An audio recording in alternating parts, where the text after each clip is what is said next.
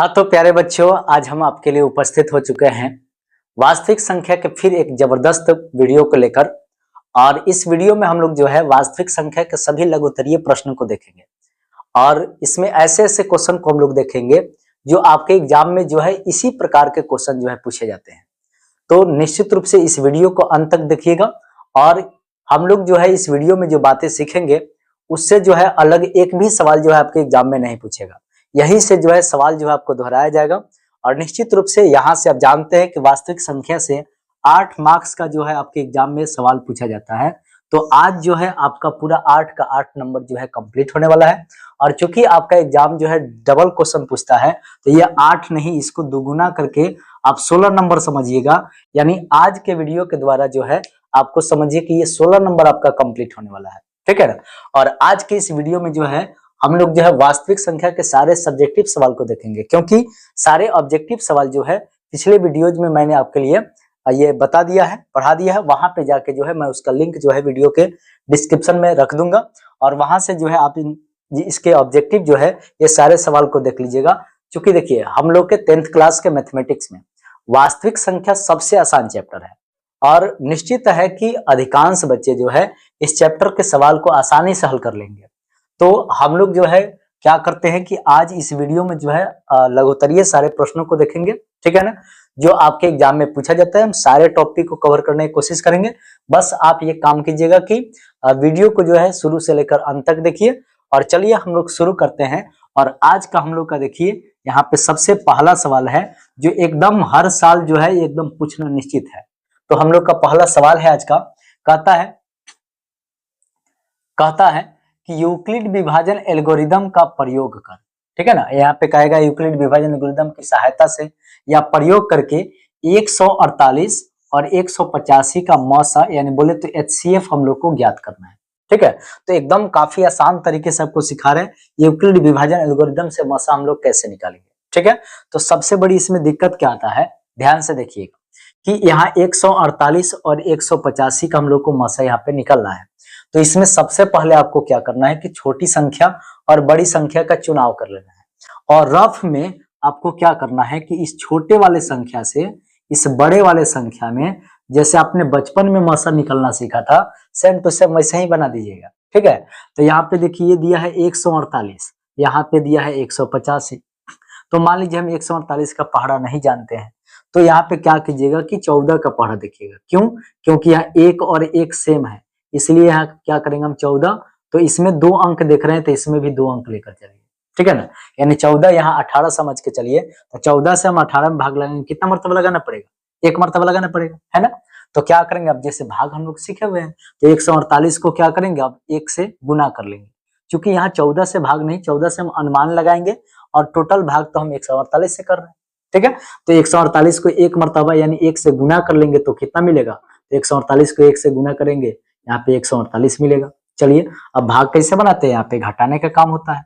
घटाइए, 5 है तो बन गया 15, 15 से 8 गया 7 और ये बचेगा कितना, 7, 7 से 4 गया कितना होगा, 3 हो जाएगा। ये कैंसिल हो गया। अब देखिए इतना जो काम हुआ ना यह एक भाग का काम हो गया, ठीक है ना। अब इतना बना करके रुकिए और फिर यहाँ पे सवाल पे आ जाइए और बनाने का तरीका देखिए कैसे लिखेंगे। तो अब धांसू तरीका बेस्ट तरीका है। ये 2 नंबर जो है, ये क्वेश्चन जो है 2 नंबर आपको एकदम दे कर जाएगा, ठीक है। तो देखिए बनाने का तरीका होगा, सबसे पहले यहाँ पे लिख दीजिए माना की, ठीक है, माना की। इसमें जो बड़ी संख्या होगा उसको a मानिएगा, ठीक है ना, बड़ी को a मान लेना है और छोटे वाले को जो है उसको आपको b मान लेना है। ये पहले से इतना काम कर लेना है, इतना हो जाएगा। अब उसके बाद हम लोग को लिखना है यहाँ पे क्या, तो यहाँ पे लिखना पड़ेगा यूक्लिड विभाजन एल्गोरिदम से, यूक्लिड विभाजन एल्गोरिदम से, ठीक है। अब यूक्लिड विभाजन एल्गोरिदम से ऐसे लिखिए और यूक्लिड विभाजन एल्गोरिदम का फॉर्मूला लिखिए a बराबर BQ प्लस R, ठीक है। और यहाँ पे इसके शर्त को भी दिखा सकते हैं कि जहां ये R जो है शेषफल होता है और यह 0 से या तो बड़ा या बराबर होता है और ये भाजक होता है b, जिससे हम भाग लगा रहे हैं, ये भाजक b से हमेशा छोटा रहता है। अब इस पर भी कभी कभी ऑब्जेक्टिव सवाल जो आपसे पूछ लेता है, ध्यान रखिएगा। चलिए अब यहाँ पे देखिए हम लोगों ने क्या किया है, तो a को यहाँ पे हम लोगों ने माना है, a कितना मान रखा है 185। फिर यहाँ पे देखिए b कितना माने है 148 और देखो यही काम तो हो रहा है कि 148 से 185 में भाग लगाए हैं, कितना मर्तबा गया है, तो ये जो भी भागफल होगा उसको क्यू दिखा दीजिएगा। तो देखिए कितना मर्तबा गया है, एक मर्तबा, तो हम लिखेंगे एक क्यू के जगह पर प्लस है, और आर के जगह पर कितना हो गया, तो ये हो गया हम लोग का 37। यानी एक बार जो भाग का काम किए हम एक स्टेप ऐसे लिख देंगे, यानी एक चरण लिख देंगे, एक बार लिख देंगे, ठीक है। चलिए अब फिर यहाँ पे क्या करना है, फिर भाग करना है, शेष बच गया।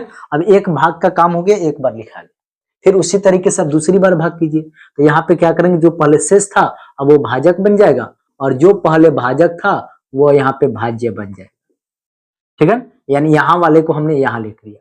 अब हम भाग के काम करने जा रहे हैं 148 को 37 से, ठीक है। तो अब यहाँ पे क्या कीजिए, भाग लगाइए। तो यहाँ पे देखिए कितना सा हो जाएगा, तो यहाँ पे देखो समझो कि 3 से 1 में नहीं ना लगेगा, तो यहाँ 14 में लगाएंगे, तो कितना हो सकता है, तो 3 चौका 4 मरतबा हो सकता है, 3 चौका 12 14। तो ऐसे अनुमान लगा लिया कि सीधे 4 मरतबा लगेगा। अब आपको सोचना नहीं पड़ेगा, गुना नहीं करना पड़ेगा, ठीक है। तो यहाँ पे देखिए 4 से 4 मरतबा लगा के देख लो कितना हो जाएगा। तो देखिए 4 सत्ते मिलेगा 28, हासिल मिलेगा 2, और 4 तिया 12, 2 कितना हो जाएगा 14। ये तो पूरा पूरा कट गया, ठीक है ना, इस तरह से। तो कुल मिला के यहाँ पे देख रहे हैं क्या, कि अगर हाँ कभी हो सकता है कि ज्यादा हो जाए या कम हो जाए, तो अलग पहले गुना करके देख लीजिएगा कि ज्यादा या कम हो रहा है। यहाँ पे तो पूरी तरह से संयोग से बराबर हो गया, तो ऐसा थोड़ा सा अनुमान कर लीजिएगा तो कंप्लीट हो जाएगा, ठीक है। अब यहाँ पे देखिए हमने क्या किया, तो यहाँ पे भाग का काम हम लोग का ये हुआ, ठीक है। देखिए कितना आसान है। तो भाग का काम यहाँ पे हो रहा है, तो यहाँ पे देखिए भाज्य के जगह पर कितना काम कर रहे हैं, यानी जैसे यहाँ पे देखिए ए के जगह पर ये हो रहा था, बी के जगह पर ये हो रहा था, क्यू यह और आर ये हो रहा था, वैसा ही भाग का ये काम है कि अब ए के जगह पर समझ लीजिए कि 148 हो रहा है, यानी फिर ए के जगह पर समझो कि एक तरीके से 148 हो रहा है। फिर यहाँ पे देख रहे हैं कि बी के जगह पे एक तरीके से 37 हो रहा है, यानी भाग लगा रहे हैं। इससे भी देखिए कितना मर्तबा लग रहा है, 4 मर्तबा, और शेष कितना बन गया, तो कुछ नहीं बचा, मतलब 0। और हम लोग जानते हैं कि यूक्लिड विभाजन एल्गोरिदम से ऐसे हम लोग तब तक ले बनाते रहते हैं, क्योंकि बचपन में भी सीखे थे मसा, है ना, ऐसा तब तक बनाओ जब तक ले 0 ना आ जाए, है ना। तो वही काम यहाँ पर भी है कि हम लोग क्या करेंगे, ऐसा तब तक करते रहेंगे जब तक ले शेषफल 0 ना हो जाए। और इस प्रकार से देखा जाए तो हम लोग क्या करते हैं कि यहाँ पे देखिए जो भाजक होता है उसको भाज्य बना के, शेषफल को भाजक बना के फिर भाग करेंगे, और जितनी बार भाग की प्रक्रिया होगी उतनी बार इस तरह स्टेप बाय स्टेप लिखेंगे, और अंत में जो हमारा भाजक होगा, अंत में जो हमारा भाजक होगा वही भाजक क्या हो जाएगा, तो HCF हो जाएगा, ठीक है। तो लिखने का तरीका क्या होगा, तो यहाँ पे लिख देंगे क्या, इसलिए कह देंगे कि बताइए भाजक बी के जगह पर कितना आया लास्ट में, तो हम लोग को मिल गया कितना 37, और कह देंगे इसलिए, या कह देंगे अतः। हम लोग को देखिए HCF या मसा ऐसे लिख दीजिएगा। किसका किसका मसा निकाल रहे थे, तो जैसे क्वेश्चन में दिया उस तरह लिख दो, 148 और फिर 185, और इनका मसा हम लोग को कितना आ गया, तो ये हो गया 37, बस आंसर। अब देखिए ये जो सवाल है इसी के पैटर्न पर, इसी के आधार पर अब यहाँ पे कोई भी न्यूमेरिकल वैल्यू देगा तो आप इसी तरह बनाने की कोशिश कीजिएगा। अभी आपके एग्जाम में 2 महीने बाकी है, तो निश्चित रूप से आप इन चीज को इतना प्रैक्टिस कर लीजिए कि ये एकदम आसान चीज है, और ये आपका 2 नंबर जो है श्योर हो जाए, आपके किस्मत में लिखा जाए, ठीक है। तो चलिए हम लोग देखते हैं अब दूसरा सवाल, ध्यान से इसको देख लीजिए। चलिए अब दूसरे सवाल पे आते हैं। हाँ, तो अब दूसरा सवाल है हम लोग का, यहाँ पे देखिए कहता है अभाज्य गुणनखंड विधि द्वारा 15, 12 और 21 का मसा और लसा ज्ञात करें, है ना। यानी इस देख लीजिए कि ये सवाल जो है ना, यह आपको अंकगणित के मूलभूत प्रमेय या बोले तो अभाज्य गुणनखंड पर आधारित समझिए कि सवाल है, ठीक है। तो याद रखिएगा एक सवाल ऑब्जेक्टिव भी पूछता है यहाँ से कि अंकगणित के मूलभूत प्रमेय से या अभाज्य गुणनखंड विधि से क्या क्या ज्ञात किया जाता है। तो याद रखिएगा अभाज्य गुणनखंड विधि से जो है ये लसा और मसा दोनों ज्ञात कर सकते हैं, लेकिन याद रखिएगा यूक्लिड विभाजन एल्गोरिथम से सिर्फ और सिर्फ मसा निकाल सकते हैं। तो पिछला जो हम लोग क्वेश्चन देखे उससे हम लोग सिर्फ और सिर्फ मसा निकाल सकते हैं, और वो एक ही टाइप का वो सवाल है, उस पर आधारित दूसरे टाइप का सवाल नहीं रहेगा, तो वो तो फिक्स है। लेकिन यहाँ पे देखिए कि अभाज्य गुणनखंड विधि से ये 3 तरीके का सवाल होगा, 3 तरीका नहीं, ये 2 ही तरीके का सवाल है, ये 2 तरीके का सवाल है, मतलब 2 तरीके का ये सवाल आपसे समझिए कि ये अभाज्य गुणनखंड पर आधारित पूछा जाएगा। तो ये काफी आसान होता है, लेकिन थोड़ा सा हम लोग समझते हैं कि अभाज्य गुणनखंड विधि द्वारा हम लोग लसा मसा कैसे निकालते हैं। तो सबसे पहले आपको पता होना चाहिए कि अभाज्य गुणनखंड कैसे निकाला जाता है। तो अगर हमें किसी संख्या का अभाज्य गुणनखंड बताना है, जैसे यहाँ 15, 21 और 24 दिया है, तो हम इसे ही हल कर लेते हैं, और दोनों बातें सीख लेते हैं कि अभाज्य गुणनखंड कैसे लिखेंगे, है ना। फिर उनका लसा मसा के लिए क्या करना होगा। तो जैसे हम यहाँ पे क्या करने जा रहे हैं, तो हम 2 नंबर सवाल को हल करने जा रहे हैं, ठीक है। तो चलिए 2 नंबर सवाल को हम हल करते हैं और हमें यहाँ पे कहा जा रहा है क्या कि 15, 12, 21 का मसा और लसा ज्ञात कीजिए, ठीक है। तो क्या करेंगे कि इस विधि से तरीका है कि 15, 12 और ये जो भी संख्या दिया हुआ है, ठीक है ना, इनका हम सबसे पहले अभाज्य गुणनखंड करेंगे। अभाज्य गुणनखंड का मतलब है कि इस तरह, है ना, भाग के जैसा काम करेंगे। ऐसे जितना भी दिया है इस तरह से हम लोग क्या करेंगे, इनका अभाज्य गुणनखंड करेंगे। अब अभाज्य गुणनखंड कैसे करेंगे, तो समझिए कि इसमें भाग लगाने का काम करेंगे। तो आपको बताया हुआ है कि अभाज्य गुणनखंड, देखो नाम ही लिख दिया है, इसमें जो भी संख्या से भाग लगाइएगा वह एक अभाज्य संख्या होना चाहिए। अब हम लोग जानते हैं कि अभाज्य संख्या होता कौन कौन सा है। तो अभाज्य संख्या हम लोग जानते हैं क्या क्या होता है, 2, 3, 5, 7, 11, यानी इन्हीं सभी संख्याओं से हम भाग लगा सकते हैं। बोले तो एक इसमें नहीं आना चाहिए, है ना, इसमें देख लो 4 नहीं आना चाहिए, 6 नहीं होना चाहिए, है ना। तो यहाँ पे हम 2 से लगाना शुरू करते हैं। देखिए 2 से अगर लगे तो यहाँ पे नहीं लगने वाला है 2 से, तो यहाँ पे 3 से लगा के देखते हैं, 3 पंजे 15 मिल जाएगा। फिर ये 5 से लगाकर 1 नहीं लाना है, क्योंकि एक अभाज्य संख्या नहीं होता है, ठीक है। अब यहाँ पे देखिए, यहाँ पे 2 से लगाएंगे कितना मिलेगा, तो यहाँ पे आएगा 6, फिर 2 से लगाएंगे कितना मिलेगा, तो 3 हो जाएगा। यानी इस प्रकार से हम लोग 12 को लिख दिया, क्या 2, 2, 3 आ गया, यही क्या है, इसका अभाज्य गुणनखंड है। इसी को गुना के रूप में ऐसे दर्शा देंगे। तो आपसे ये कभी कभी सवाल पूछ भी लेता है कि इतना का, या कोई संख्या दे देगा, कहेगा इसके अभाज्य गुणनखंड को गुणनफल के रूप में लिखिए, तो सिर्फ ऐसे गुना के रूप में दर्शा दीजिए। जो संख्या जितना बार आ रहा है उसको घात में दर्शाइए, है ना। जैसे देखिए, फिर इसको आगे देखिए पहले, उसके बाद बात करते हैं। यहाँ पे देखिए 3 से लगाएंगे कितना मरतबा आएगा, तो 7 मरतबा। कोई दिक्कत, हमने यहाँ पे 15, 12, 21 तीनों का यहाँ पे इस प्रकार से अभाज्य गुणनखंड निकाल लिया। बड़ी बड़ी संख्या होंगी और थोड़ा सा बड़ा बनेगा, ठीक है ना, बस यही बातें हैं। यहाँ पे छोटी संख्या है, बस आपको सीखने में आसानी होगा। अब इसके लिए हम लोग को क्या करना है, लसा और मसा निकालना है। तो जब आपको अभाज्य गुणनखंड की ये काम हो जाए, तो इनके अभाज्य गुणनखंडों को बारी बारी से इनको लिखेंगे। यानी 12, 15 का, यहाँ पे देखिए 12 का, और फिर 21 का, इसका हम लोगों ने अभाज्य गुणनखंड निकालने का काम किया, ठीक है। तो अब देखिए 15 के बारे में क्या हुआ, तो 15 के लिए आ गया हम लोग को 3 गुना 5। देखिए 12 के बदले में आया 2 गुना 2 गुना यहाँ पे 3। यहाँ पे देखिए 21 के बदले में आया 3 गुना कितना हो गया, 7, ठीक है। चलिए अब थोड़ा सा घात के रूप में इसको लिख लेते हैं। तो देखिए 3 यहाँ पे एक बार है, यहाँ पे 5 एक बार है, यहाँ पे देखिए 2 दो बार है और 3 एक बार है। यहाँ पे देखिए क्या कीजिएगा कि 3 एक बार है और फिर 7 एक बार है। अब ध्यान दीजिएगा, अब इसमें हम एक जबरदस्त तरीका आपको बताने जा रहे हैं जो आपको जिंदगी में कभी गलत नहीं होगा, ठीक है ना। आप एक काम कीजिएगा, जब इस तरह घात के रूप में दिखा दीजिएगा ना, तो थोड़ा सा इस पर सोचिएगा कि देखिएगा कितने तरीके का संख्या शामिल हुआ। यानी देखिए इस तीनों अभाज्य गुणनखंड में या तो हम लोग को 2 शामिल है, नहीं तो देखिए 3 शामिल है, और 5 शामिल है, और 7 शामिल है। यानी 2, 3, 5 और 7, ये 4 तरीके का संख्या शामिल हुआ, ठीक है ना। तो ये चारों तरीके का संख्या जो है सबके अभाज्य गुणनखंड में दिखना चाहिए। क्या समझे, सबके अभाज्य गुणनखंड में समझिए कि दिखना चाहिए। तो अब देखिए इसमें 3 और 5 है, तो क्या नहीं है, 2 और 7 नहीं है। तो जो नहीं है उसके पावर को आप 0 लगा लीजिए। यानी 2 नहीं है तो 2 के पावर 0, यहाँ पे देखिए 7 नहीं है इसमें, तो 7 के पावर 0। क्या समझे, ठीक है ना, बहुत आसान है, ठीक है। चलिए ये वाला ट्रिक जरूर लगाइएगा। अब देखिए इसमें देखिए क्या क्या है, इसमें 2, 3 है, हम लोग पहले पता कर लिए कौन कौन संख्या यहाँ पे है। उसके बाद देखिए ये दूसरे में है 2, 3 है, तो क्या नहीं है, 2 और 3 है, तो इसका मतलब 5 और 7 नहीं है। तो जो नहीं है उसका पावर हम लोग 0 लगा लेंगे, जो नहीं रहेगा उसका पावर हम लोग 0 बैठा लेंगे, है ना। 5, 7 नहीं है तो 5 का पावर 0 गुना 7 के पावर 0। फिर यहाँ पे देखिए 3 और 7 है, तो क्या नहीं है, 3 और 7 है, 3 और 7 है, तो इसका मतलब 2 और 5 नहीं है। तो इसमें क्या करेंगे हम, 2 के पावर 0 और फिर इसमें 5 के पावर 0 ऐसे लिख लेंगे साफ सुथरा, ठीक है। और इतना लिखने के बाद जब ये हो जाए तो देखिए ये याद रखिएगा, रफ में कीजिएगा कि किस प्रकार की संख्या है। 2, 3, 5, 7 यहाँ पे हो रहा था।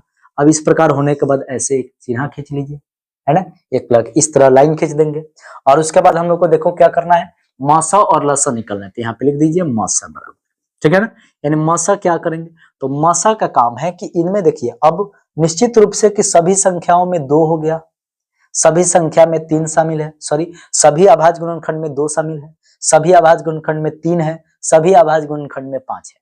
तो इसमें क्या करना है कि कम घात वाले को रखना है। तो हम चलिए शुरू करते हैं। आपने चुना है ना कि इसमें 2 है, 3 है ना, 5 है और 7 है। तो चलिए हम पहले 2 का काम करेंगे। देखेंगे 2 कम से कम घात वाला कितना है। तो देखिए 2 का पावर 0 है, 2 का पावर 2 है, 2 का पावर 0 है। कम घात वाले को रखना है तो 2 के पावर 0 रख लीजिए। ठीक है, फिर आगे देखते हैं 3 को।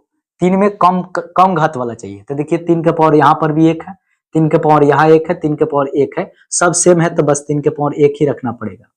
ठीक है ना, अपना से जीरो नहीं बना देंगे। अगर 3 के पावर 1 है तो 3 के पावर 1 ही रहने देंगे। ठीक है, अब यहाँ पे देखते हैं, फिर आगे है 5 की बारी। 5 के देखो यहाँ पे इसमें है, यानी इसमें जो है 5 के पावर 1 है, यहाँ पे 5 के पावर 0 है, यहाँ 5 के पावर 0 है, तो कम पावर वाला लेना है, 5 के पावर 0 ले लेंगे। फिर देखिए 7, 7 देखिए 7 के पावर इसमें 0 है, 0 है, 1 है, तो कम पावर वाला मासा निकालते समय कम पावर वाले को हम लोग रखते हैं। ठीक है ना, इस तरह हम लोग लिख लेंगे। और इस तरह लिखने के बाद जिसका जिसका पावर 0 है उसके बदले में 1 कह दीजिए। यानी देखिए 2 का पावर 0 तो ये 1 बन गया, 3 का पावर 1 मतलब 3 एकम 3 हो गया। यहाँ पे देखिए 3 का पावर 5 का पावर 0 तो ये 1 बन गया, 7 के पावर 0 मतलब ये भी 1 हो गया। चलिए गुना कर लीजिए, 3 एकम 3 एकम 3 एकम 3, यानी कुल मिला के मासा हम लोग को क्या मिल गया, तो हम लोग का मासा हो गया HCF हो गया 3। बस ये बहुत आसान तरीका है। अब इस तरह से किसी भी प्रकार के, जैसे मान लीजिए आपसे कह दीजिए बताइए 6 7 12 का क्या होगा, तो आपको 6 7 में तो दिख जाएगा, 7 का तो कोई अभाज्य गुणनखंड टूटेगा ही नहीं। तो जो नहीं टूटेगा और इसमें जो शामिल रहेगा उसके अभाज्य गुणनखंड में क्या करेंगे, जो अंक दिखाई देगा अभाज्य संख्या उसके पावर को 0 बैठा दीजिए, जो शामिल नहीं होगा उसके पावर को 0 बैठा दो, आसान हो जाएगा हम लोग। ठीक है, चलिए अब इस तरह से कोशिश कीजिएगा कुछ क्वेश्चंस को बनाने का। ठीक है, निश्चित रूप से आपसे बनेगा। और ये समझिए कि 2 नंबर निश्चित है, 2 नंबर निश्चित है, छोड़ना नहीं है। ठीक है, तो चलिए ध्यान पूर्वक देखते रहिए अंत तक, और अंत तक देखिएगा, निश्चित रूप से आप सीख जाइएगा। और अभी तक भी आपने पढ़ाई नहीं किया है, मैं गारंटी देता हूं कि आपको ये समझिए कि अब ये वास्तविक संख्या के एक भी सवाल आपसे नहीं छूटेगा। चलिए आगे हम लोग बात करते हैं। आगे इसमें से हम लोग को क्या निकलना है, तो यहाँ पे हम लोग को लसा निकलना है। अब लसा क्या करना है, देखिए मसा निकालते समय कम घात वाले चुनेंगे और लसा निकालते समय अधिक घात वाले चुनेंगे, है ना। इसमें कम, मसा में कम, लसा में अधिक। ठीक है ना, मसा में कम, लसा में अधिक, याद रखिएगा। ठीक है, तो यहाँ पे देखिए लसा में क्या करेंगे, अधिक घात वाले चुनिए, तो सब फिर वही शुरुआत करिए, 2 से 3 से 5 7। अब 2 को चुनिए पहले अधिक घात वाले। देखिए 2 के पावर 0, ये दूसरा में 2 के पावर 2, 2 के पावर 0, तो अधिक घात वाला, यानी क्या मिला, तो 2 के पावर 2 मिला। यहाँ 0 0, यहाँ 2 हो गया, तो अधिक घात वाले। फिर देखिए 2 के काम हो गया। इसी तरह 3 को चुनो, यहाँ पे देखो 3 का घात 1, 3 का घात 1, 3 का घात 1, तो हम 1 ही रख लेंगे, सेम सेम है तो बस 1 रख लेंगे। चलिए उसके आगे 3 का काम हो गया, 5 का देखिए, 5 का अधिक घात वाला चाहिए, ये ध्यान रखिएगा, लसा निकालते समय अधिक घात वाला। तो 5 का पावर 1, 5 का पावर 0, 5 का पावर 0, यानी 5 का पावर 1 ही अधिक होगा, 0 और 1 में 1 ही अधिक होगा। चलिए अब 5 तक भी काम हो गया, अगला 7 की बात कर रहे हैं। 7 के पावर 0 0 1, यानी 7 के पावर 1। ठीक है, अब चलो सबको गुना कर दो, यहाँ 2 2 बार आ रहा है ना, 3 1 बार आया, 5 1 बार आया, 7 1 बार आया। अब इन सबको आप गुना कर लो तो कितना मिलेगा, देखो 7 पंजी मिलेगा 35, और 35 दूना मान लीजिए हो जाएगा 70, 70 दूना हो जाएगा कितना 140, और 140 कितना हो जाएगा, तो 420 हो जाएगा। यही हम लोग का क्या हो जाएगा, तो लसा हो जाएगा। ठीक है, अब इसी आधार पर आप अलग अलग क्वेश्चन जो है बनाने का प्रयास कीजिएगा, है ना, रिवीजन कीजिएगा, अभी भी टाइम है एग्जाम में, और निश्चित रूप से जो है ये आपका 2 नंबर श्योर हो जाएगा। ठीक है, तो चलिए इसके अगले सवाल को हम लोग देखते हैं। यहाँ पे देखिए अगला सवाल हम लोग का यहाँ पे इसी इसी यानी अभाज्य गुणनखंड पर ही आधारित सवाल है, और एक थोड़ा सा अलग टाइप का रहता है। अब यहाँ पे देखिए सवाल क्या है, एक फॉर्मूला पर बनने वाला है। सवाल कहता है कि 2 संख्याओं का मसा 145 है। ठीक है, और लसा जो है ये समझिए कि 2175 है। कहता है कि एक संख्या जो है 725 है, तो दूसरी संख्या ज्ञात कीजिए। एक बात आप लोग बता दीजिएगा, आप लोग कमेंट कर रहे थे कि लाइट मतलब जो ठीक से दिख नहीं रहा था बोर्ड पे, अब बताइएगा कि अभी ठीक है या नहीं है। ठीक है ना, तो चलिए हम लोग बात करते हैं, और यहाँ पे देखिए दूसरे सवाल को देखते हैं।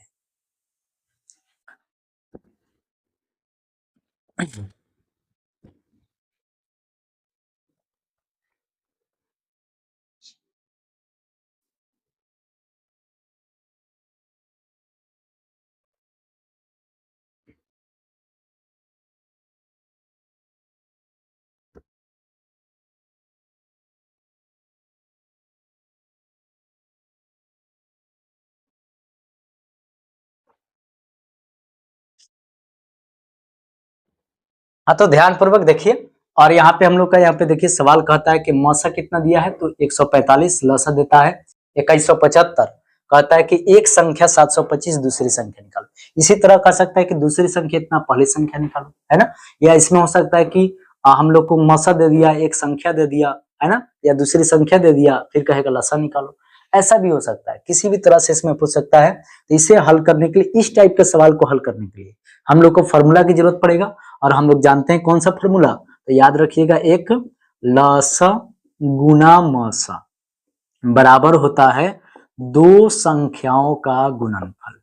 ठीक है। और जानते हैं इसमें एक सबसे खास बात क्या है, यह जो फॉर्मूला है ना, सिर्फ दो ही संख्या के लिए लागू होता है, दो से अधिक संख्या के लिए लागू नहीं होता है। इतना बात याद रखिएगा कि ये सिर्फ लसा गुना मसा बराबर दो ही संख्या के गुणनफल हो सकता है। मतलब सिर्फ दो ही संख्या के लिए समझो कि ये फॉर्मूला लागू होगा, दो से अधिक संख्या के लिए फॉर्मूला हम लोग का लागू नहीं होता है। ठीक है। तो यहाँ पे बस आपको जब भी इस सवाल पे जब भी इस फॉर्मूला पर हम लोग को सवाल देगा, तो निश्चित है कि दो ही संख्या की बात करेगा।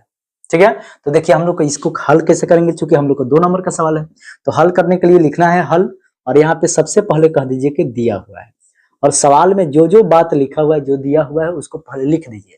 तो कहता है कि मौसा 145 है, तो यहाँ लिखिए कि मौसा बराबर हम लोग को दिया है 145। ठीक है ना। चलिए दूसरा दिया है, कहता है लसा 2175 है, यहाँ लिखिए लसा बराबर कितना है, 2175 है।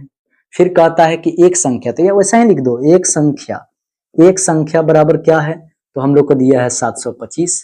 क्या पूछता है, कहता है दूसरी संख्या, तो कह दीजिए दूसरी संख्या हम लोग को क्या करना है, तो दूसरी संख्या बराबर व्हाट लगा दीजिए, हम लोग को ये निकालना है। चूंकि एग्जाम में जो है ना सवाल लिखना नहीं पड़ता है, चूंकि एक मतलब जो आपका कॉपी चेक करेगा टीचर, है ना, एग्जामिनर, उसको मतलब आपके कॉपी चेक करने में जितना ही ज्यादा आसान होगा ना, वो आपको अच्छी तरह से मार्क्स देगा। तो अगर आप ये दिया हुआ बात को लिख देते हैं, तो निश्चित रूप से उसे पता चल जाएगा कि सवाल क्या है, सवाल को भी नहीं देखना पड़ेगा, आपके कॉपी को ही अच्छी तरह से चेक करता चला जाएगा। ठीक है ना। तो इसीलिए ये लिखना जरूरी है।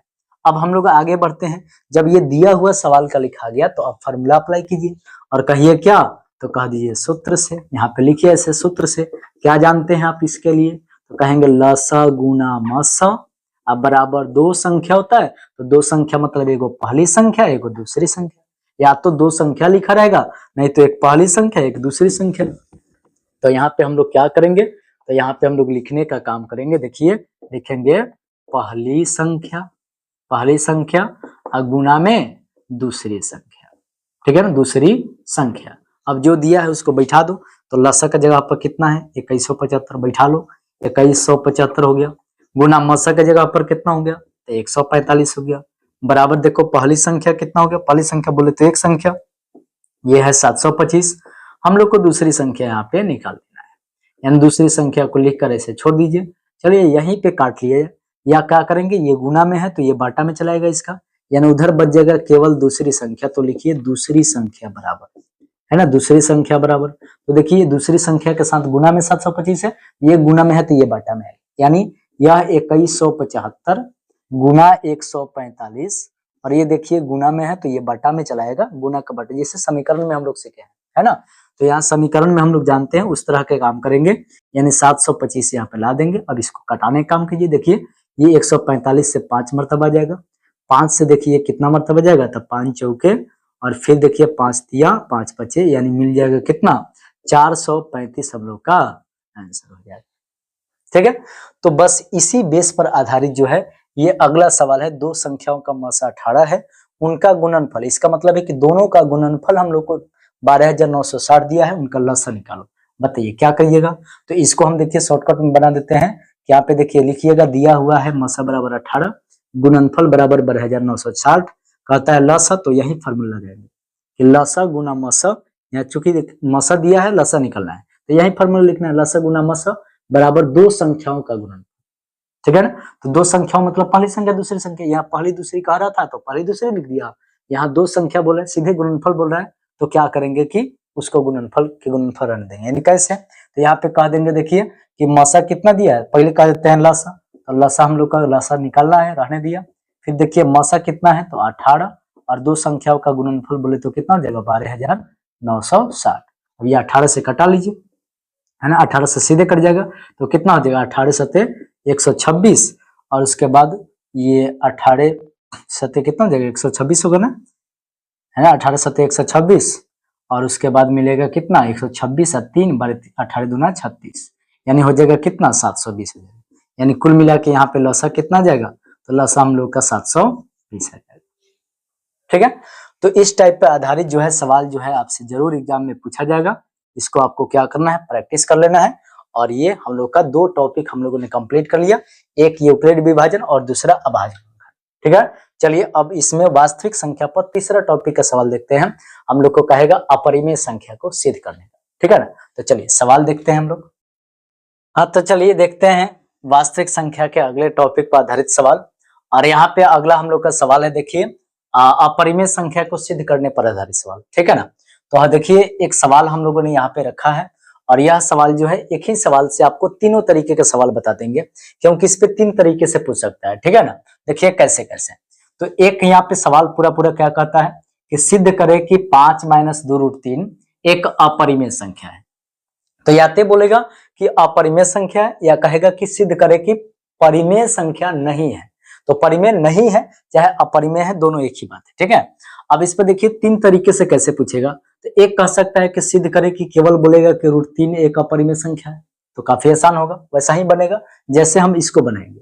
और फिर दूसरा कहेगा कि ऐसा कर सकते हैं कि इसका साथ कुछ गुना में लगाकर बोल दे कि सिद्ध करे कि 2√3 एक अपरिमेय संख्या है। ठीक है ना, और फिर आपको तीसरा टाइप का बना देगा, यहाँ पे 5 माइनस इस तरह माइनस प्लस दे करके फिर यहाँ ये 2 दे या ना दे इस तरीके से लगा करके माइनस या प्लस करके और इस टाइप का एक सवाल बनाकर हम लोग को देगा। ठीक है ना, तो जब इस टाइप का सवाल होगा तो देखिए हम लोग कैसे बनाएंगे। तो जब यहाँ प्लस माइनस बनेगा, पहले तो सिंगल सा अगर मान लीजिए √3 दिया है चाहे 2√3 दिया है तो उसको बस एक ही टाइप से बनाएंगे और हम लोग का सवाल हल हो जाएगा। लेकिन जब इसमें प्लस माइनस देगा तो देखिए कैसे बनाएंगे। तो सबसे पहले जो समझिए कि रूट वाला पार्ट है उसको हम लोग सिद्ध करने का काम करेंगे। तो यहाँ पे समझिए कि सबसे पहले 2√3 को सिद्ध कर लीजिए, ये बाटा में भी हो सकता है। ठीक है ना, तो समझ लीजिए कि बाटा वाला रहेगा तो आसान होता है, वो पूरा का पूरा एक साथ लेकर के सिद्ध कर सकते हैं। ठीक है, तो सेम तरीका होगा। तो क्या करेंगे कि यह चलता है उल्टा तरीके से। देखिए अपरिमेय सिद्ध करना है तो हम लोग परिमेय मान करके चलेंगे। तो बनाने का तरीका क्या होगा, तो यहाँ पे आपको सबसे पहले लिखना है कि माना की। ठीक है ना, और हम देखिए रूट वाले पार्ट को सबसे पहले सिद्ध करेंगे, लिखेंगे माना की 2√3 एक परिमेय संख्या है। चूंकि अपरिमेय सिद्ध करना है तो लिखेंगे माना कि 2√3 एक परिमेय संख्या है। अब परिमेय संख्या होता है तो इसके लिए शर्त क्या होता है, तो यहाँ पे कहेंगे इसलिए 2√3 बराबर परिमेय का मतलब होता है P/Q, जहाँ P और Q पूर्णांक होता है और Q का मान 0 के बराबर नहीं होता है। तो उतना नहीं लिखना है, बस काम चल जाएगा, आगे हम लोग लिख देंगे हो जाएगा। यहाँ पे कहेंगे अब क्या, तो अब यहाँ पे लिखना है दोनों तरफ, है ना, दोनों तरफ वर्ग करने पर। वर्ग का मतलब है कि यहाँ पे स्क्वायर करेंगे। ठीक है, तो क्या करेंगे स्क्वायर करेंगे, यानी लिखेंगे 2√3 इसका स्क्वायर। अब बराबर लिखने का तरीका होगा P/Q का स्क्वायर। ठीक है ना, अब देखिए स्क्वायर कैसे करेंगे। तो स्क्वायर करने का तरीका है कि ये 2 को देखिए बाहर जो रहेगा उसको 2 बार गुना करो, तो 2 का स्क्वायर हो गया 4, 2 का स्क्वायर 4 मिलेगा, यानी 2 को 2 बार गुना करेंगे 4। और यहाँ पे क्या करेंगे रूट को हटा करके सिर्फ यहाँ 3 है तो 3 लिख देंगे। ठीक है ना, स्क्वायर से रूट हट जाता है, खत्म हो जाता है और यहाँ पे 3 आ जाएगा। यहाँ पे लिखने का तरीका होगा P² और यहाँ पे देखिए Q² नहीं लिखेंगे बल्कि Q गुना Q लिख देंगे। ठीक है, ये तरीका है। अब यहाँ से क्या मिलेगा, ये 4 3 हो जाएगा 12, यहाँ पे मिलेगा P², अब बटा ये रह गया Q गुना Q। अब क्या कीजिए इसको इस प्रकार से लिख दीजिए कि Q को इसके साथ गुना कर दो तो हो जाएगा 12Q, अब बराबर में हो जाएगा P², अब बटा में क्या मिलेगा Q। अब देखिएगा यहाँ पे P और Q होता क्या है, मैंने बोला है कि पूर्णांक होता है। तो अगर ये भी पूर्णांक है ये भी पूर्णांक है तो समझो P²/Q जो है यह एक परिमेय संख्या हो गया। और यहाँ पे देखिए पूर्णांक के साथ 12 गुना में हो रहा है तो यह भी एक पूर्णांक कहलाएगा, क्योंकि पूर्णांक के साथ पूर्णांक का स्क्वायर करे तभी पूर्णांक होता है, पूर्णांक के साथ किसी को गुना करे तभी पूर्णांक होता है। ठीक है ना, तो इस प्रकार से तो ये पूर्णांक है, यहाँ पे Q भी पूर्णांक है, P² भी पूर्णांक है। तो जो इसमें अल्टरनेट दिखेगा, थोड़ा सा लिखने का तरीका क्या होगा, तो यहाँ पे लिखेंगे सबसे पहले कि चूंकि P तथा Q, यहाँ पे लिखना पड़ेगा चूंकि P तथा Q क्या है, तो यहाँ पे लिखेंगे चूंकि P तथा Q पूर्णांक है तो कहेंगे इसलिए। ठीक है ना, P के जैसा देखिए क्या मिला है नया, तो P के जैसा मिला है यहाँ पे P² और यहाँ पे देखिए Q के जैसा क्या मिला है, तो Q के जैसा नया मिला है 12Q, जो भी नया उस टाइप का होगा उसको लिखेंगे। तो लिखने का तरीका होगा p है, यहाँ पे p q पूर्णांक है तो लिखेंगे p स्क्वायर, यहाँ पे q का रूप मिले नया क्या 12q, तो कहेंगे p स्क्वायर तथा 12q भी क्या होंगे तो पूर्णांक होंगे। इस तरह से हम लोग लिखने का काम करेंगे, ठीक है ना। अब जब ये भी पूर्णांक है, p स्क्वायर पूर्णांक है, q पूर्णांक है, तो ये परिमेय हो गया और यहाँ 12q क्या हो गया पूर्णांक हो गया। तो हम लोग को क्या मिल रहा है फाइनली, यानी 12q जो है हमें पूर्णांक के रूप में मिल रहा है, यहाँ पे लिखना है। और यहाँ पे देख रहे हैं पी स्क्वायर बटा क्यू जो है यह परिमेय के रूप में मिल रहा है। तो यहाँ से हम लोग एक बात जानते हैं कि देखिए सभी पूर्णांक संख्या का समूह जो होता है वह परिमेय संख्या कहलाती है, लेकिन सभी परिमेय संख्या जो है पूर्णांक संख्या के समूह में नहीं आता है, क्योंकि कुछ परिमेय संख्या वो भी होता है जिसे हम लोग भिन्न कहते हैं, यानी भिन्न भी एक परिमेय संख्या होता है लेकिन पूर्णांक भिन्न नहीं हो सकता है, ठीक है ना। यानी कोई भी पूर्णांक भिन्न नहीं हो सकता है, लेकिन परिमेय जो है वो भिन्न हो सकता है। तो समझिए कि परिमेय का समूह और पूर्णांक का समूह एक जैसा नहीं होता है, लेकिन यहाँ पे देखिए हम लोग साबित कर रहे हैं तो दोनों बराबर मिल रहा है, जो कि ये संभव नहीं है, ऐसा हो ही नहीं सकता है। तो यहाँ पे लिखेंगे कि जो संभव नहीं है, ऐसा लिखना है, कहेंगे जो संभव नहीं है। और अगर ये संभव नहीं है तो कहेंगे कि अतः हमारी, यहाँ पे लिखेंगे जो हम लोगों ने माना है, तो यहाँ पे लिखने का तरीका होगा अतः हमारी मान्यता क्या है, तो कहेंगे अतः हमारी मान्यता गलत है, कहेंगे इसलिए। यहाँ पे देखिए हम लोग क्या मान के चले हैं तो 2√3, तो लिखेंगे इसलिए 2√3 एक कैसी संख्या है तो अपरिमेय संख्या है। इतना हम लोग क्या करेंगे तो सबसे पहले साबित कर लेंगे। तो यहाँ पे हम लोग देख रहे हैं कि 2√3 हमने अपरिमेय साबित किया है ना, लेकिन फाइनल हम लोग को कैसे करना है, तो हम लोग को फाइनल सिद्ध करना है 5 - 2√3। तो जब आधा इसमें मतलब रूट वाला पार्ट जब सिद्ध हो जाएगा तो फिर पूरा मान के चलना पड़ेगा, नहीं तो इतना ही करता तो बस इतना ही पे छोड़ देते, केवल √3 बोलता है तो केवल √3 लेकर चलते, है ना। बस समझ में रहा है, बाटा में कुछ रहता तो बस उतना ही चलते, इतना ही बनता, लेकिन प्लस माइनस में कुछ देगा तो थोड़ा एक स्टेप और बढ़ाएंगे और यहाँ पे लिखेंगे पुनः माना की। अब दोबारा पूरे को लेकर चलेंगे और यहाँ पे लिखेंगे पुनः माना की, पुनः माना की, और यहाँ पे लिखेंगे क्या 5 - 2√3 एक कैसी संख्या है तो आप परिमेय सिद्ध करना है, तो फिर वैसा ही मानिए, कह दीजिए कि ये क्या है तो ये परिमेय संख्या है। और फिर यदि परिमेय संख्या है तो फिर वही कहानी यहीं से शुरू करेंगे, ठीक है ना। तो फिर लिखना है कैसे, तो लिखना है क्या तो 5 - 2√3 बराबर में हो गया p/q। लेकिन ध्यान दीजिए यहाँ पे 2√3 जो है हम लोग सिद्ध कर लिए कि ये अपरिमेय है, तो इस पार्ट को हम कुछ नहीं करेंगे और क्या करेंगे फिर इसके आगे जो भी बच रहा है उसको हल करेंगे। तो बनाने का तरीका क्या होगा, तो हम लोग का बनाने का तरीका होगा, यहाँ पे लिखेंगे कि देखिए ये रहा माइनस में 2√3 और यहाँ पे हो जाएगा क्या p/q और ये प्लस में 5 है तो बराबर के इधर लाके माइनस में 5 ऐसे बनाएंगे, ठीक है। अब यहाँ पे क्या करेंगे इस माइनस को उधर भेज लो, तो लिखने का तरीका होगा 2√3 और ये माइनस इधर भेजेंगे तो माइनस कॉमन बनेगा, है ना, माइनस दोनों के साथ जाएगा, तो माइनस दोनों के साथ जाएगा तो इसे कॉमन पहले दिखा लो, 5 ये सॉरी p/q क्या हो जाएगा q, अब माइनस में कितना हो रहा है 5, ठीक है। अब ये माइनस का अंदर दोनों से गुना कर लो तो मिल जाएगा 2√3 बराबर देखो माइनस का टर्म हो जाएगा प्लस में, प्लस वाला हो जाएगा माइनस में, ठीक है ना। अब इसका बटा के घटाव कर लो, क्योंकि इतना हम लोग सिद्ध कर चुके हैं, तो ये रहा 2√3 और इधर बटा घटाव कर लो तो ये मिलेगा 5q माइनस में p/q, ये तो बुझा रहा है ना, इसको गुना कर दिया 5q माइनस p/q हो गया। अब देखिएगा यहाँ पे p और q क्या है पूर्णांक है, तो यहाँ फिर q के साथ 5 का गुना हो रहा है तो ये भी पूर्णांक होगा, उसके पूर्णांक में से पूर्णांक घटाएंगे तो भी पूर्णांक होगा, तो ये पूरा पार्ट जो है पूर्णांक मिलेगा, फिर ये पूर्णांक है तो पूर्णांक बटा पूर्णांक समझो परिमेय हो गया। और हम लोगों ने सिद्ध कर दिया है कि 2√3 क्या है तो अपरिमेय, यानी यहाँ पे देखिए एक नई कहानी हो रहा है, यानी यहाँ पे क्या मिल रहा है तो यहाँ पे मिल गया आपको अपरिमेय और फिर इधर मिल रहा है क्या तो ये हो गया हम लोग का परिमेय। अब देखिए ये भी कहानी होता है कि परिमेय और अपरिमेय का समूह कभी एक जैसा नहीं होता है, लेकिन ये तो सिद्ध करने में बराबर हो रहा है, तो कह देंगे फिर कहेंगे कि जो संभव नहीं है, फिर लिखना है, फिर यहाँ पे क्या करना है लिखेंगे जो संभव नहीं है, उसके बाद कहना है अतः हमारी मान्यता क्या है तो हमारी मान्यता गलत है, ठीक है ना, कहेंगे अतः हमारी मान्यता गलत है और कह देंगे इसलिए। अब पूरा बात को लिख देंगे क्या तो 5 - 2√3 एक अपरिमेय संख्या है, ठीक है। तो आप लोग बताइएगा, ध्यान दीजिए कि कह देंगे इस प्रकार 5 - 2√3 का अपरिमेय संख्या। अब इस पर आधारित जो है किसी प्रकार के सवाल देगा तो आप जरूर बना लीजिएगा, ठीक है ना। इसी आधार पे जरूर प्रैक्टिस कीजिएगा, कोशिश कीजिएगा। बताइएगा कि ये सवाल आपको कैसा लगा, वीडियो कैसा लग रहा है, कमेंट जरूर कीजिएगा, क्योंकि आपके कमेंट, लाइक और सब्सक्राइब करने से जो है समझिए कि एक नए वीडियो बनाने का और आपको नए नए तरीके से समझाने का समझिए कि मोटिवेशन मिलता है। ठीक है, तो हम लोग बात करते हैं इस चैप्टर का अगला टॉपिक जो है, ये सबसे अंतिम टॉपिक कह लीजिए, दशमलव पर आधारित सवाल जो है हम लोग देखेंगे। ठीक है, तो चलिए आगे देखते हैं, इसलिए ध्यान पूर्वक देखिएगा। और ये हम लोग का वास्तविक संख्या का जो है, ये समझिए कि लघुत्तरीय प्रश्न का अंतिम टॉपिक पर सवाल है। और निश्चित रूप से हम लोग जो है वास्तविक संख्या में जितने भी सवाल पढ़े हैं, इस पर आधारित जो है आप किसी भी किताब से, गेस से, गाइड से, कहीं से भी जो है इस सारे टॉपिक पर आधारित जो है कम से कम 10-10, 20-20 क्वेश्चन को आप लोग क्या कीजिएगा, प्रैक्टिस कर लीजिएगा।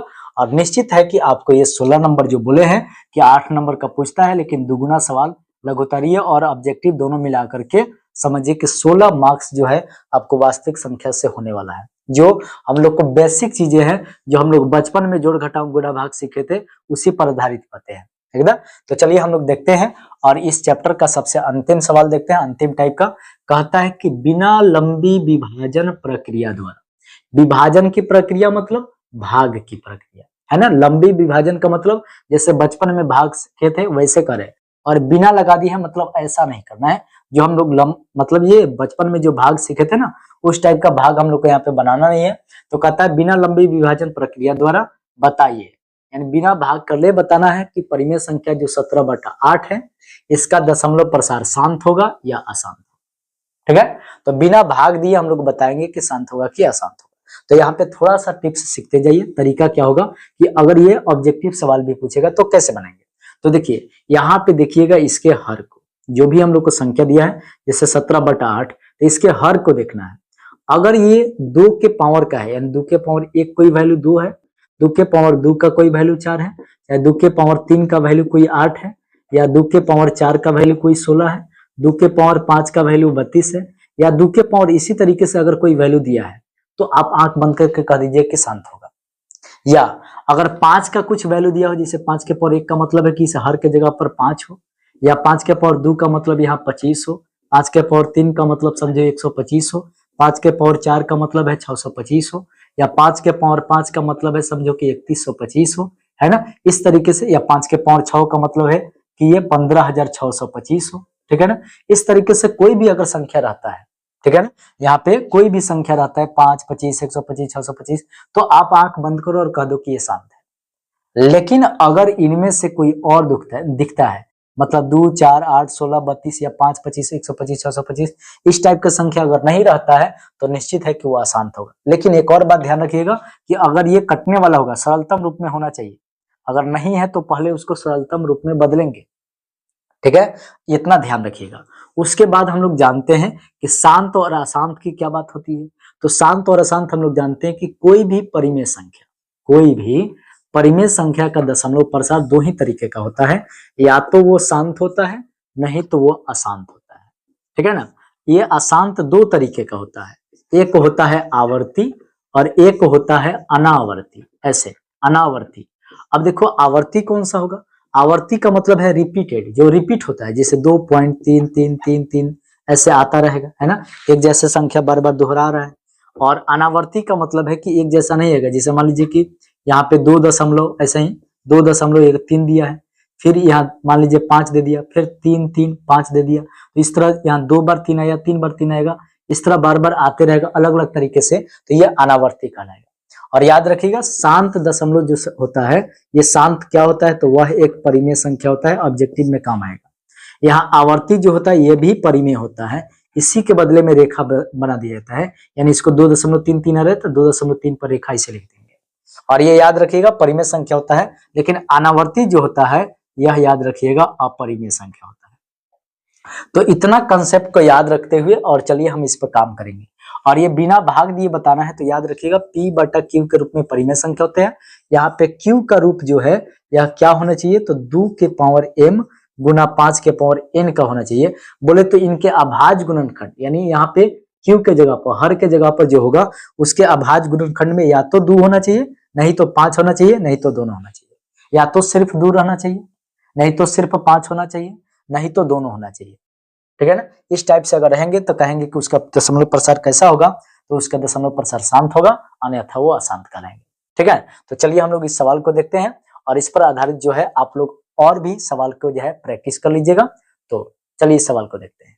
तो हम लोग देखते हैं इस सवाल को और कहता है यहाँ पे देखिए बनाने का तरीका होगा, सबसे पहले कहिए दिया है ना, सब्जेक्टिव सवाल है, लघुत्तरीय है, इस प्रकार ही बनाना पड़ेगा। तो लिखेंगे दिया है, कितना दिया है, तो 17/8। अब ऊपर से देख लीजिए सरलतम रूप में है या नहीं, सबसे पहले तो ये सरलतम रूप में है, 8 से ना 17 कटेगा ना 17 से कोई इसमें 8 का कोई कॉमन हो रहा है, ना ही बोले तो कॉमन बोले तो उभयनिष्ठ नहीं हो रहा है, दोनों में ऐसी कोई संख्या नहीं हो रही जो कट जाए, ठीक है ना। तो अब यहाँ 8 का अभाज्य गुणनखंड तो लीजिए, नीचे वाला जो भी होगा उसका अभाज्य गुणनखंड तो लीजिए। तो 2 से लगाएंगे देखिए 4 मिलेगा, 2 से लगाएंगे 2 मिलेगा, ठीक है। यानी बोले तो यहाँ पे हो गया 17, अब बटा 8 के बदले में मिल गया 2 गुना 2 गुना 2, यानी 17/2 मिल गया हम लोग को कितने बार, तो 3 बार हो गया, यानी 2 के पावर 3। देखो इसमें 5 नहीं है तो 2 और 5 होना चाहिए, तो यहाँ पे देखिए 2 केवल मिल रहा है लेकिन 5 नहीं, तो 5 के पावर 0 लगा सकते हैं। अभी मैंने बताया कि 2 और 5 के रूप में होना चाहिए, तो यहाँ पे कहेंगे क्या कि कह देंगे कि यह, यानी यहाँ पे बताना पड़ेगा कि यह जो है यह p/2 के पावर m गुना 5 के पावर n के रूप में, ठीक है ना, है। यानी कह देंगे अगर 2 5 सिर्फ आ रहा है तो कह देंगे 2 के पावर m गुना 5 के पावर n के रूप में है। देखिए एक नहीं आया तो उसका पावर 0 लगा देंगे, अगर दोनों पहले से ही आ गया तो कोई बात नहीं, अगर इसमें सिर्फ 5 रहता 2 नहीं रहता तो हम 2 का पावर 0 लगाते, ठीक है। दोनों रहता तो इस प्रकार से लिख देते। और यहाँ लिखने का तरीका होगा कि यहाँ p/2 के पावर m गुना 5 के पावर n के रूप में है, तो कह देंगे इसलिए यह क्या है, तो कह देंगे इसलिए यह, या बोल दीजिए कि 17/8, ठीक है ना, इसलिए 17/8 क्या है, तो शांत है। यह क्या है, तो समझ लीजिए कि शांत दशमलव प्रसार है, यानी बोले तो ये क्या है, तो शांत है। कोई दिक्कत? तो इस प्रकार से जो है आपका वास्तविक संख्या पूरा होता है कंप्लीट। हम लोग जो है अगले वीडियो, ठीक है ना, आप जो भी कमेंट कीजिएगा आप कमेंट करके जरूर बताइएगा, हम उसी पर जो है आपके लिए अगला वीडियो लाएंगे, ठीक है। तो ये वीडियो आपको कैसा लगा, ये क्लास आपको कैसा लगा, ठीक है ना। अगर अच्छा लगा हो तो जरूर वीडियो को लाइक कीजिएगा, क्योंकि बाबू बहुत मेहनत होता है, ठीक है। तो मिलते हैं अगले वीडियो में, चैनल को सब्सक्राइब भी कर लीजिए, दोस्तों के पास शेयर भी कर लीजिए, ठीक है। मिलते हैं फिर अगले वीडियो।